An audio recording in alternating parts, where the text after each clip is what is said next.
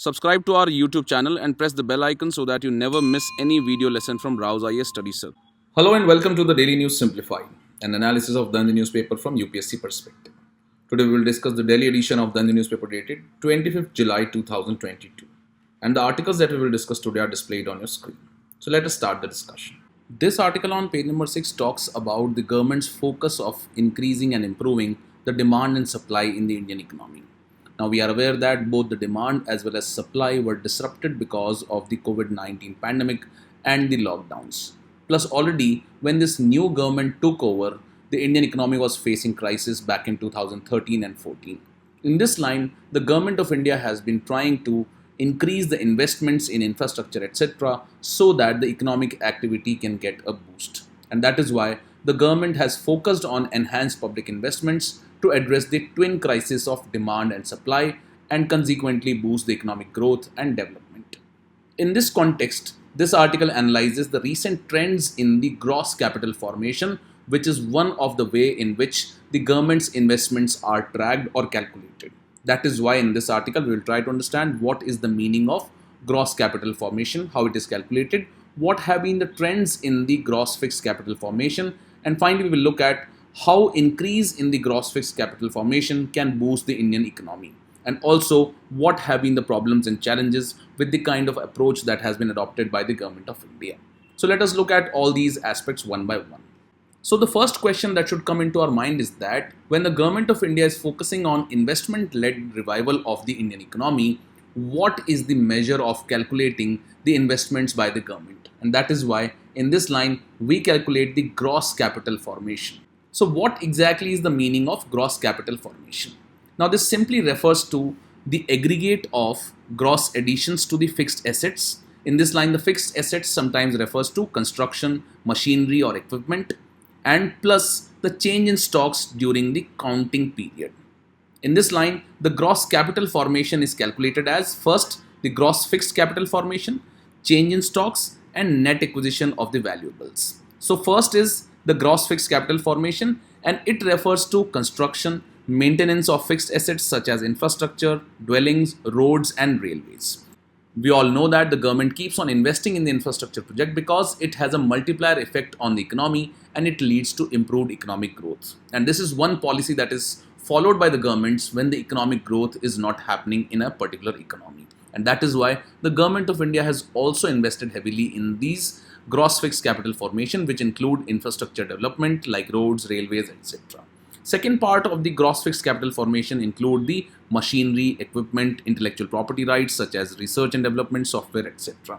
It can also include cultivated biological resources such as increment in the livestock, plantation, etc. Second is the change in stocks, which simply refers to the goods which remain unsold in a particular year are accounted under the change in the stocks. And finally, there is net acquisition of valuables, which simply refers to any valuable that the government has acquired, for example, gold, etc. So these are the components of the gross capital formation, and these are simply calculated in order to understand the level of investment that the government of India is doing in capital assets so that it can lead to economic growth. So this brings us to what has been the trend in the past regarding this gross fixed capital formation, because we all are aware that the world economy faced a recession back in 2008. And the shocks were felt in Indian economy also because our economy is integrated with the global economy. And that is why the government tried to increase its investments. So let us look at what have been the trends in the gross fixed capital formation, which includes the investment by the government in infrastructure, machinery, or let's say investment or increment in livestock or plantation. Let us look at all these trends now. Now, if you look at the trends in the gross fixed capital formation, or you can say simply that the trends in the infrastructure development, it was about 34% in 2011 and 12. From there on, it dipped to about 30.7% in 2015 and 16. And again, this gross fixed capital formation is improving, which clearly shows that the government of India is focusing on investment-led growth. Now, why was this gross fixed capital formation 34.3% back in 2011 and 12? Now this gross fixed capital formation was high to about 34% in 2011 and 12 because of the economic stimulus that was provided by the government of India to counter the economic slowdown, which was a result of global financial crisis that happened across the economies in 2008. So to come out of that global financial crisis, the government of India provided stimulus, and that led to increased gross fixed capital formation. And because of this increased gross fixed capital formation, it also led to increased economic growth back in 2011 and 12. However, this gross fixed capital formation dipped to about 30.7% back in 2015 and 16. Now, this was popularly attributed, or this low gross fixed capital formation was attributed to what was named as the twin balance sheet problem. Now, this term twin balance sheet was used by the Economic Survey to refer to the non-performing assets increase in the banking sector, and also at the same time the corporates, which are the biggest borrowers, they were facing debt crisis. So because on the one hand banking sector, which is important for lending, was facing increased NPAs, while the corporate sector, which was facing increased debts, the economic activity took a backseat because the banks could not lend on the account of increased NPAs, while the corporates were not credible enough to borrow because they had high debts and the banks were not ready, or they were reluctant to provide loans to the corporates or the companies. And that is why the gross fixed capital formation decreased to about 30.7%. However, after this, the government of India started focusing on investment and increasing this gross fixed capital formation. And that is why now this has increased to about 30.5% in 2019 and 20 of the GDP. So this simply highlights that this is how the trend has been, because first initially it was high in 2011-12 because economic stimulus was provided by the government to come out of the global financial crisis and its impact on the Indian economy. It was low in 2015 because of the twin balance sheet problem, where the banks were having high levels of non-performing assets while the corporates were having high amounts of debt, and this deterred economic activity. However, the government again started investing, and that is why we are clearly witnessing increase in the gross fixed capital formation, which focuses or highlights that the government is focusing on investment-led economic growth. Now, this brings us to a very important aspect, that is, what would be the impact of increase in the gross fixed capital formation in boosting Indian economy? Let us look at these aspects through a flowchart. Now, as we have already learned that the gross fixed capital formation simply highlights the investment done by the government in case of infrastructure like roads, railways, etc., besides other fields. And this is popularly seen as higher capital expenditure that is done by the government. Now, normally it has been seen that higher capital expenditure by the government leads to a kind of multiplier effect. So if the government is spending rupees 1 crore, let's say, it is going to improve or increase the economic growth by about 2.5 crores. And that is why it has a multiplier effect on the Indian economy. Further, when there is higher capital expenditure, it leads to increase in the demand and consequent increase in the supply. This also leads to higher consumption expenditure as well as higher investment expenditure. And ultimately, it leads to improving or crowding in the private investment, because when the economic cycle is running, the private sector also wants to invest more. That is why it is said that it leads to crowding of the private investment. And ultimately, it leads to higher GDP growth and employment, and also higher debt sustainability. In this line, the author has highlighted that there are certain problems and challenges with the way in which the government is pursuing the gross fixed capital formation. And let us look at what are the issues with the current approach that is being followed by the government to increase the gross fixed capital formation. This is primarily because it is focusing on only few sectors rather than on broad sectors for increasing the economic growth. Let us look at that aspect now. Now, first, if we try to understand the problems and the challenges, the investment by the government has been lower. This is because even though the gross fixed capital formation has increased to about 32% of the GDP, it is yet to reach the highest level that was achieved back in 2011 and 12, which was around 34.5% of the GDP. Secondly, even when the government is investing, such investments have been lopsided. This is because, as we learnt, the gross capital formation includes the gross fixed capital formation, that is GFCF, plus changes in the stocks, plus net acquisition of the valuables. In this line, over 90% of the gross capital formation consists of just gross fixed capital formation. So this clearly shows that when the gross capital formation is a broader aspect, the government is just focusing on one aspect, that is gross fixed capital formation. And even within this gross fixed capital formation, the focus on the investment has been different. For example, if you look at the gross fixed capital formation in agriculture, the government needs to make higher investment in research and development, irrigation and marketing infrastructure. In this line, if you look at the trends, the gross fixed capital formation in agriculture was about 8.5% in 2011-12. However, this has decreased to about 6.4% in 2019 and 20. Now we note that the government of India is focusing on doubling the farmers' income. However, there has been decline in the investment in the agriculture in the last decade. That is what is important about the investment that has been done by the government. That is, it is not focusing properly on agriculture, which is also one of the important sectors which could lead to employment generation, which should lead to increase in the incomes for the farmers. Second in this line is the industry and the trends related to that. So if you look at the gross fixed capital formation in industrial sector, it was about 38.1% back in 2011 and 12. However, this has reduced also and it has come down to about 32.5%. And that is why there is a need for higher investment in the advanced technologies to boost manufacturing sector and ensure the success of Make in India, which is one of the important programs of the government. But as we see, there has been decline in the gross fixed capital formation, or you can say there has been decline in the investment in the industrial sector. Similar is the case with the manufacturing sector, where the investment was higher back in 2011-12, but it has decreased to about 16.5% in 2019 and 20. But if you look at the services, the investment by the government has increased, and same has been the case for transport and road, which are part of the services. In this line, the services sector and the investment in this sector was about 47.3% in 2011 and 12, and it has increased to about 52.3% in 2019 and 20. So this highlights that the share of investment in the services has increased in the last decade, and major chunk of the investment has been done by the government of India on transport, communications such as roads, railways, ports and airports. Now, this kind of investment that has been done by the government of India in transport and communication sector clearly highlights that the gross capital formation has been dominated by investment in the creation of infrastructure projects. And the investment in agriculture and the industry has declined at the cost of higher investment in infrastructure.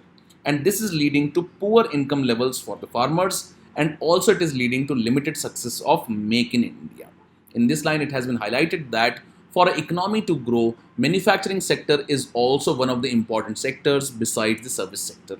And that is why there is a need for increasing the gross capital formation in industry and manufacturing sector.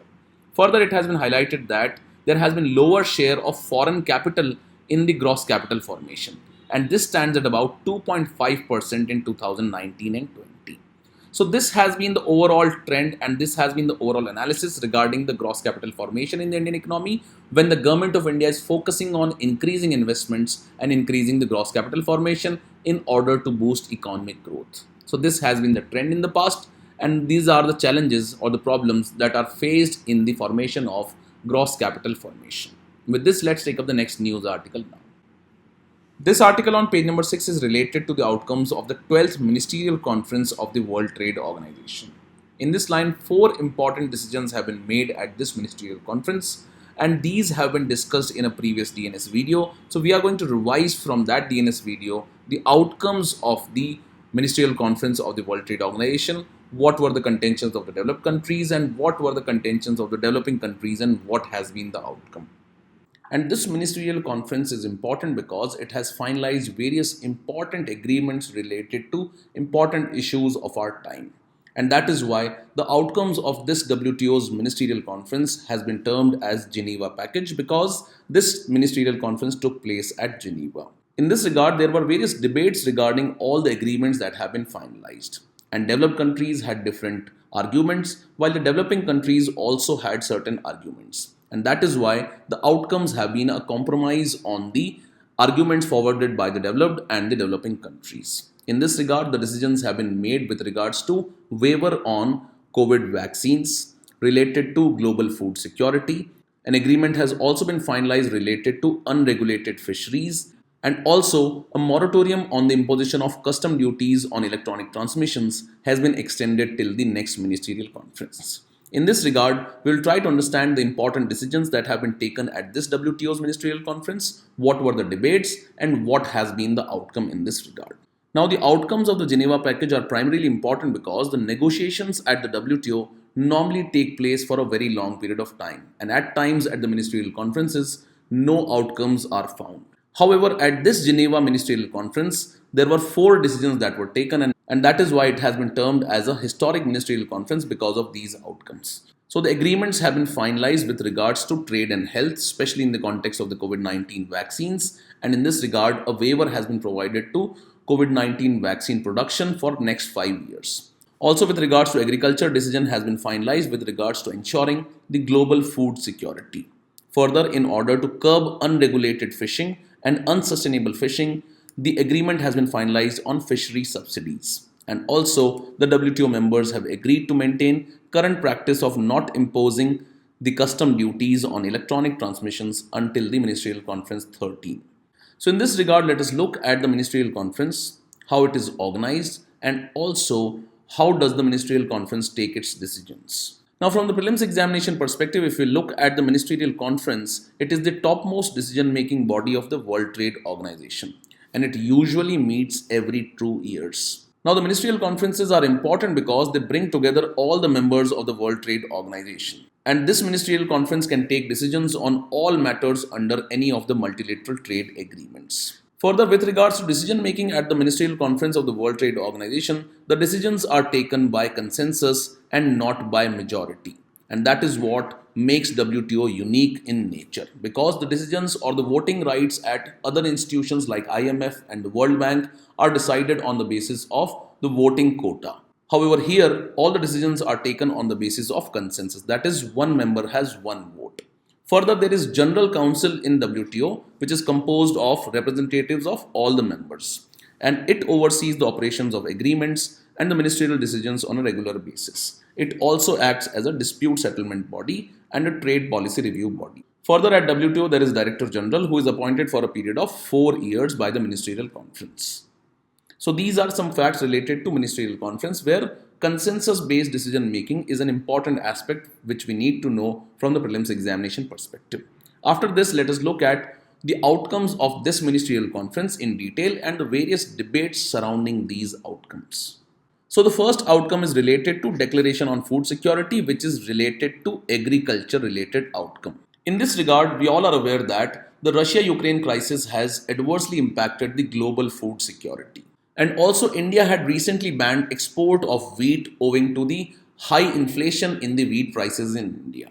And that is why the global food security is being threatened because of humanitarian crisis and the unavailability of the food items like cereals in the global food market. Now, the impact of the Russia-Ukraine war has been very adverse on the global food security, primarily because Russia and Ukraine were amongst the top wheat exporters in the world. Now, if you look at the 5 biggest wheat exporters of the world, it includes Russia, US, Australia, Canada, and Ukraine. So we can see that Russia and Ukraine are amongst the top 5 wheat exporters in the world. And because of the Russia-Ukraine war, such exports have been disrupted. Further, we all are aware that India has put a ban on the export of wheats because of increasing inflation in the food items in India. So in this backdrop, the Declaration on Food Security of the World Trade Organization assumes importance. So let us look at what was the debate surrounding the Declaration on Food Security and what has been the outcome here. Now, as we are aware that India has banned the export of wheat because of the rising food prices in India. Here, the developed countries wanted a blanket ban on export restrictions and the prohibitions that are imposed by various countries. So, for example, in case of India, the developed countries would have wanted that India should not impose any restrictions or the ban that India has imposed on the wheat exports. However, as opposed to the developed countries, the developing countries were against any such blanket ban to ensure their domestic food security. And also, India had argued that it will allow government to government purchase. However, it will not exempt all the exports from India related to wheat. So the outcome in this case at the WTO Declaration on Food Security has been a compromise of the positions of both developed countries and the developing countries. And this agreement will ensure availability, accessibility and affordability of food to those in need, especially in humanitarian emergencies. And that is why the member countries would not impose export prohibitions or restrictions on the foodstuffs that are purchased for humanitarian purposes by the World Food Programme. So this has been the thing that has been allowed by this particular agreement of the World Trade Organization. That is, the countries cannot impose ban on the exports to the World Food Programme's humanitarian purposes related exports. Further, this agreement has encouraged the member countries with available surplus to release them on the international markets in compliance with the WTO regulations. So, especially this outcome becomes important because it will address the requirement of the food articles for the areas which are facing humanitarian crisis, where the World Food Programme is playing a key role. Also, this agreement is important because it has highlighted or instituted a work program to come up with measures to help least developed countries and net food importing developing countries and enhance their domestic food security and agricultural production. However, despite this outcome, there are various unresolved issues related to agriculture. These are permissible public stockholding, threshold for domestic food security, domestic support to agriculture, cotton related issues, and market access related issues. Now, these issues related to public stockholding, etc., are beyond the scope of discussion of this video. However, these topics will be included in the mains compass magazines. Because here, primarily, we are concerned with the outcomes of the WTO's conference or the agreements that have been finalized and what were the debates surrounding this. So, primarily, this agreement is related to ensuring food security, especially in those areas which are facing humanitarian crisis, so that the World Food Programme does not face any difficulty in procuring the food grains, especially wheat. The next important outcome of this ministerial conference is related to agreement on harmful fisheries subsidies. Now, we all are aware that the governments have been providing subsidies to various sectors in the economy. And in this regard, the governments have been providing subsidies to the fishery sector also. However, there are various practices in the fishery sector which are unsustainable, unregulated, and harmful to the sustainability of the ocean stock of fisheries. And that is why the WTO wanted to ban such subsidies related to harmful practices in the fisheries sector. And that is why this multilateral agreement is important, because it contributes to protection of global oceans. Now, this agreement on harmful fishery subsidies is in line with the UN Sustainable Development Goal 14.6. And it includes a strong prohibition of subsidies which contribute to illegal, unregulated, and unreported fishing with unprecedented transparency provisions. Secondly, it includes an absolute prohibition of subsidies for fishing on the unregulated high seas beyond the exclusive economic zones of the countries.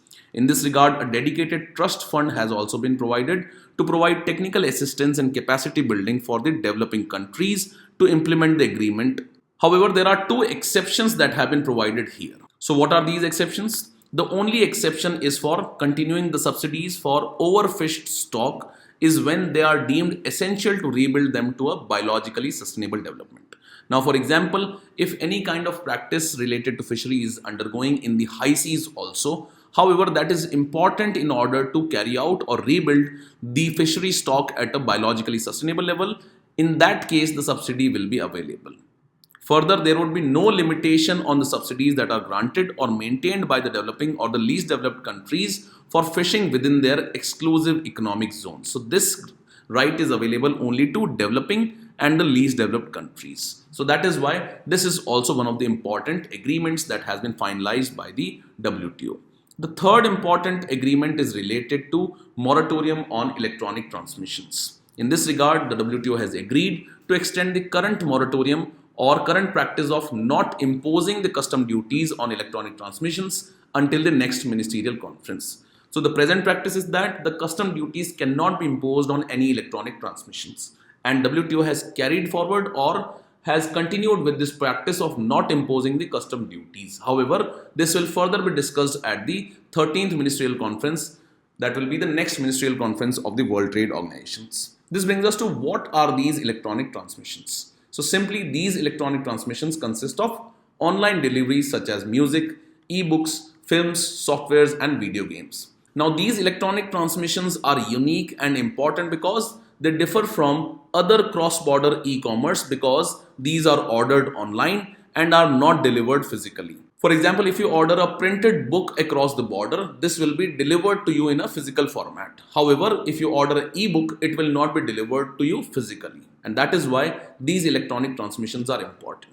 Now, there was also a debate surrounding this particular issue.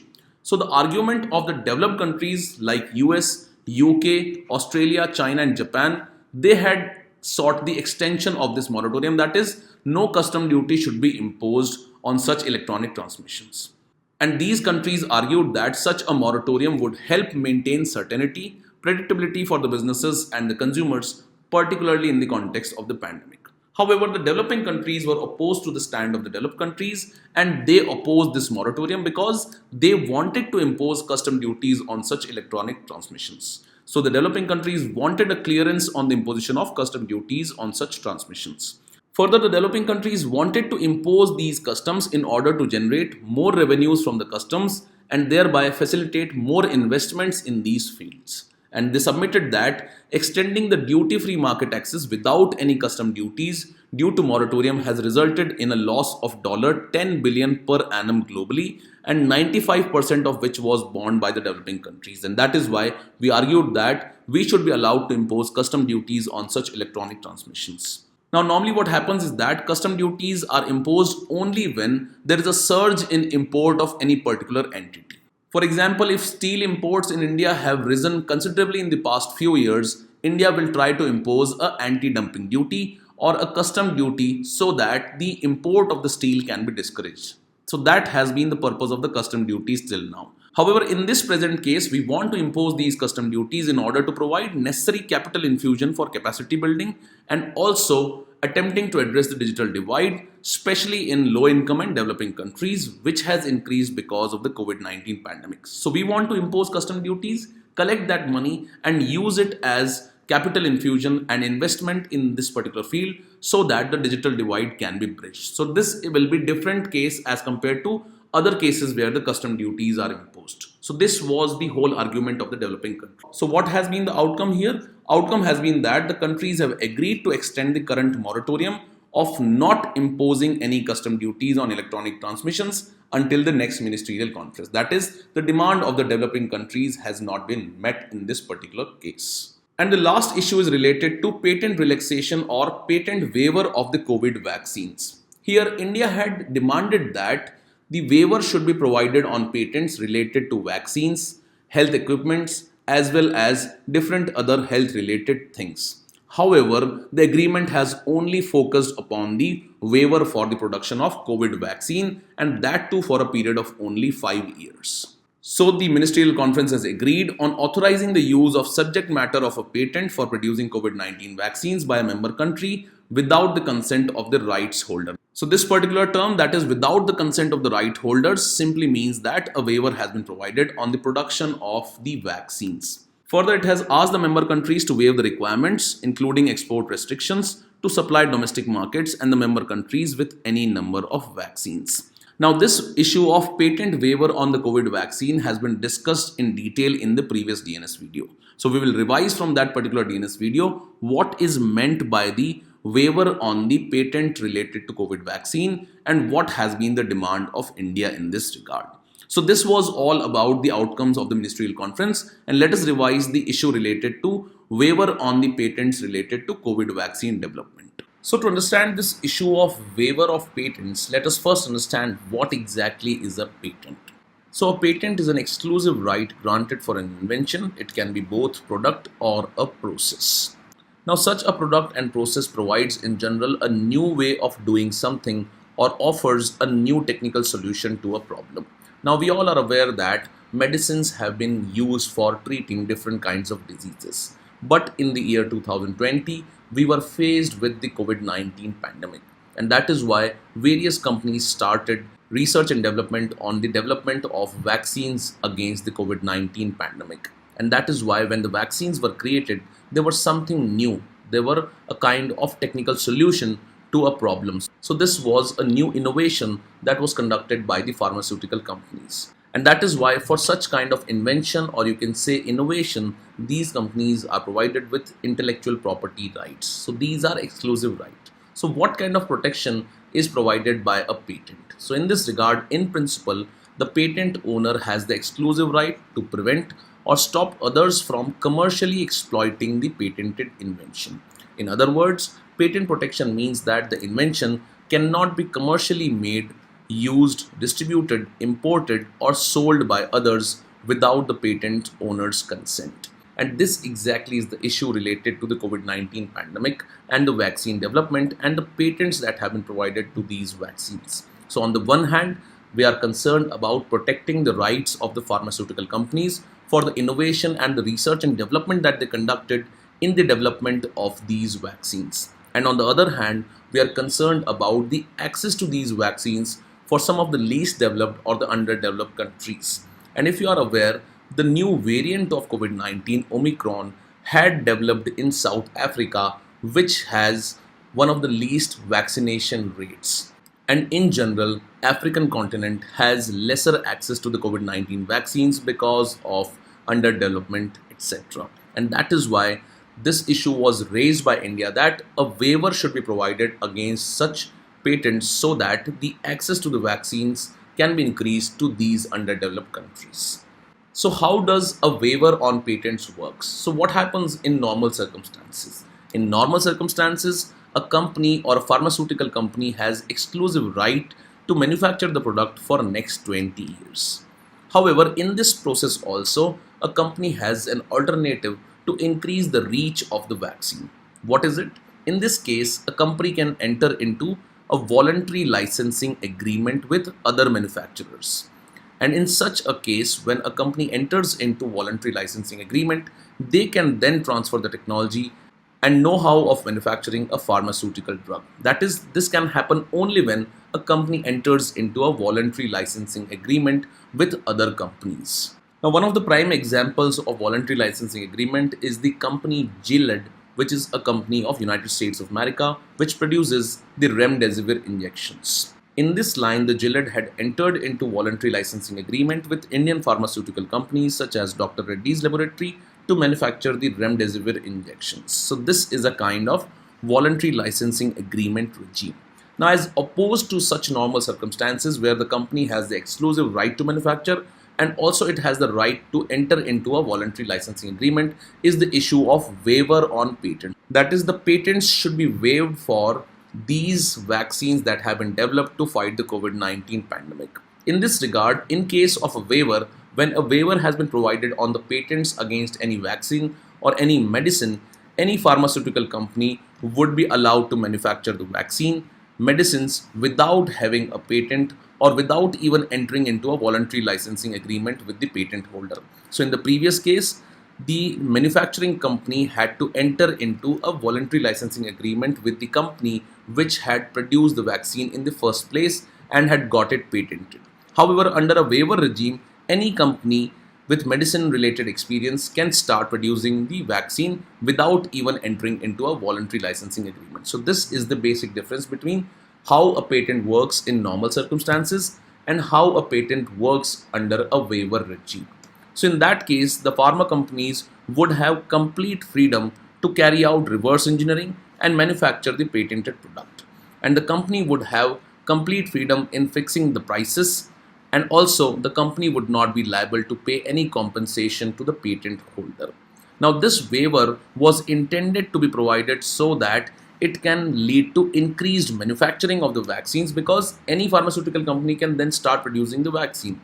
And in that case, if the vaccine production increases, it will then lead to increased access to these vaccines because the price will also drop and its reach will also increase. So this was supposed to be the biggest benefit of providing waiver on the patents.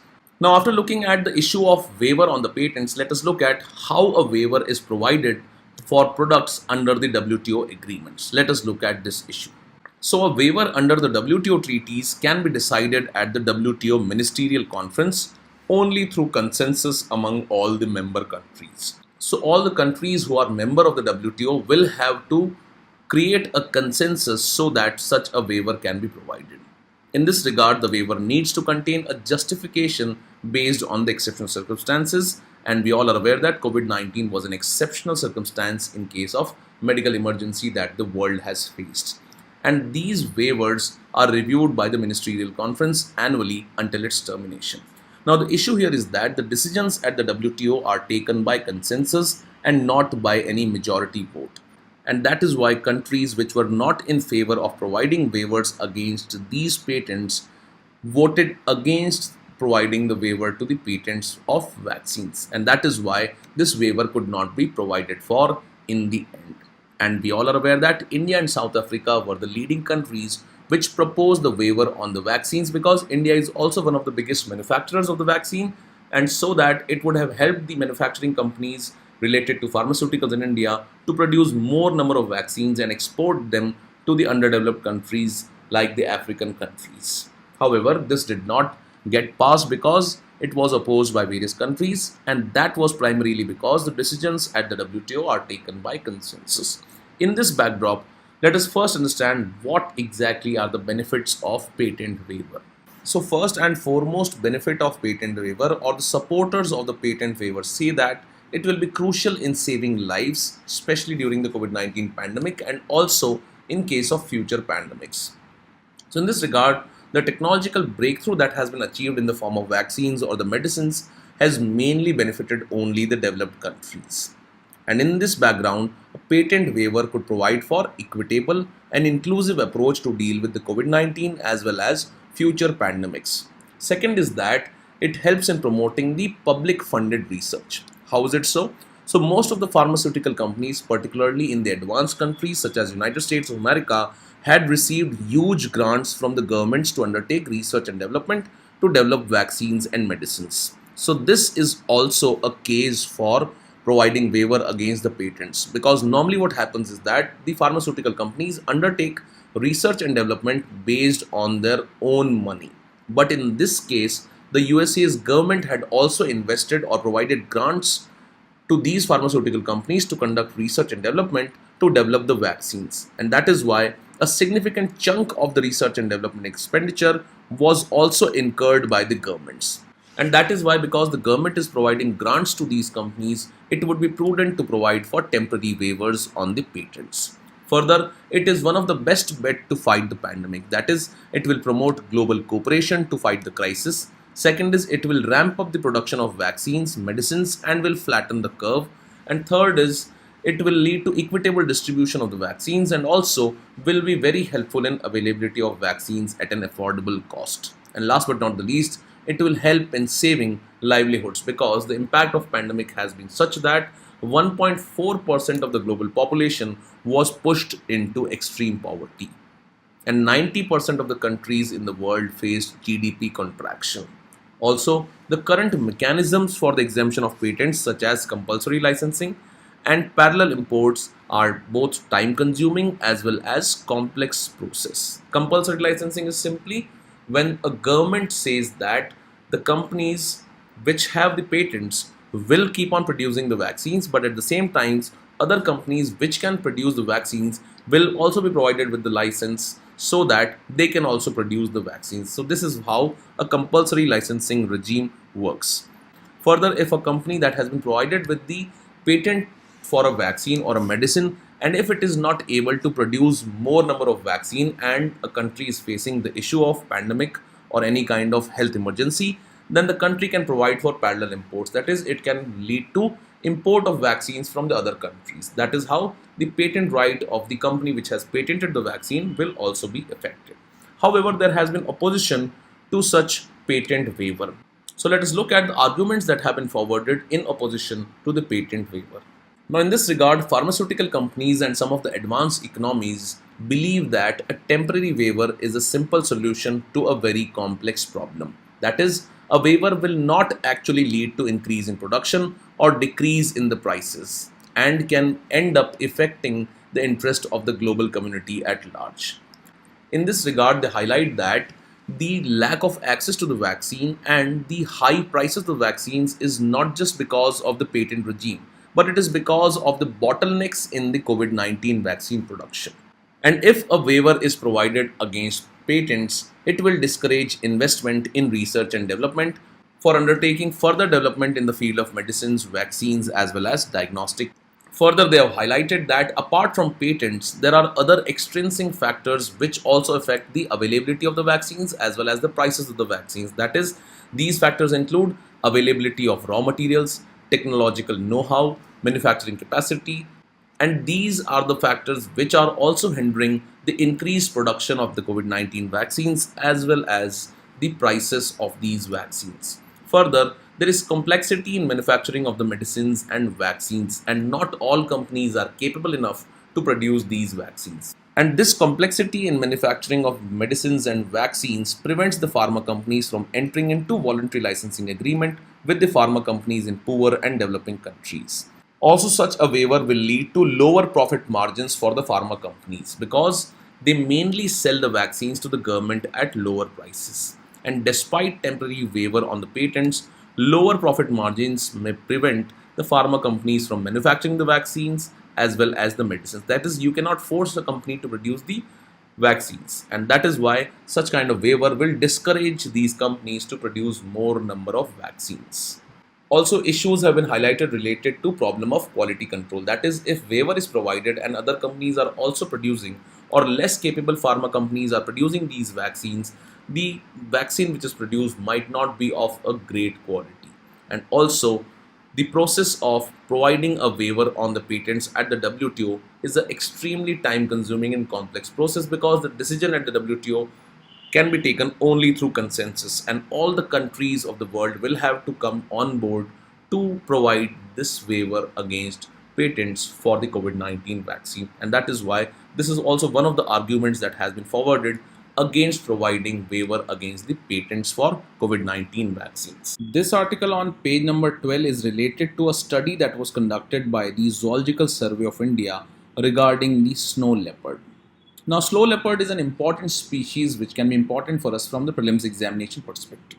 In this regard, let us look at what is the extent of the habitat of the snow leopard, further what is the conservation status, and what is the habitat and ecology of the snow leopard and how does it look like. Now, if you look at the distribution of snow leopard globally as well as in India, it is spread across the Himalayas. In this line, it is found in Afghanistan, Bhutan, China, and in India in some of the states. Also, it is found in some of the Central Asian countries as well as Pakistan, Russian Federation, Tajikistan, Uzbekistan, etc. As far as India is concerned, it is found in the states like Himachal Pradesh, Sikkim, Jammu and Kashmir, Uttaranchal, as well as Arunachal Pradesh. So this is how the distribution of the habitat of the snow leopard looks like. That is, it is found in the Himalayan region, which includes the Himalayas, which are part of India, and also the extension of Himalayas into Pakistan and Afghanistan. Also, in the mountainous areas of China, Russia, as well as Mongolia, the snow leopard is found. Further, if you look at the habitat and ecology of the snow leopard, it inhabits mountainous rangelands at an elevation of about 3000 to 5000 meter in Himalayas as well as Tibetan Plateau. But they can occur as low as 500 meter also, and that is why they are found in the Altai mountains. Further, they are found in forests, shrubland, grasslands, rocky areas, etc. in the mountainous areas. As far as the prey of this particular species is concerned, it preys on Siberian ibex as well as blue sheep. And regarding its conservation status, it has been included in the vulnerable section in the IUCN's Red List, while under the Wildlife Protection Act of India, it has been included in the Schedule 1 of the Wildlife Protection Act. This article on page number 7 has been written in the context of the observations by the Supreme Court of India on indiscriminate arrests and reluctance to give bail. In this regard, various issues that have been highlighted in this article have already been covered in the DNS of 19 July 2022 in quite a detail. So you can go through this DNS and try and understand the various aspects of this observation of the Supreme Court of India, where it has highlighted or mentioned the Bail Act of United Kingdom of 1976. So all these aspects have been covered in this DNS. With this, we conclude today's discussion. Now let's take up the question for the day.